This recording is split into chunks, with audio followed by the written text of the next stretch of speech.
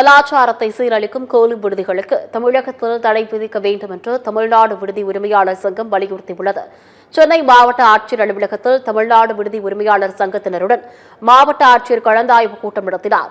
இந்த கலந்தாய்வு கூட்டத்தில் எளிமை ஆளுமை திட்டம் குறித்து ஆலோசிக்கப்பட்டது. அப்போது விடுதி உரிமையாளர்களின் வாழ்வில் ஒளி தீபம் ஏற்றிய தமிழக அரசுக்கு நன்றி தெரிவித்தனர்.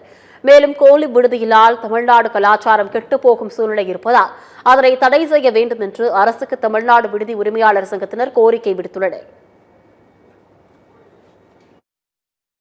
முக்கியமான விஷயம் இன்னைக்கு நாங்க பேசுனதுல கோலிவு பத்தி பேசியிருக்கிறோம்.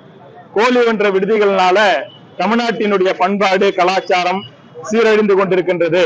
கோலிவு என்றது முகம் தெரியாத ஆணும் முகம் தெரியாத பெண்ணும் ஒரே அறையில் தங்குவதனால் ஏற்படக்கூடிய கலாச்சார சீர்கேடு என்ன, அவர்கள் உயிர்களுக்கு என்ன உத்தரவாதம், இரவு 12 மணி 1 மணி கூட யார் வேணா உள்ள போய் ரூம் வேணும்னு புக் பண்ணிக்கலாம். லேடிஸ் அந்த விடுதிகளை நடத்துபவர்கள் யார் என்று தெரியாது, அந்த விடுதி உரிமையாளர்கள் யார் என்று தெரியாது.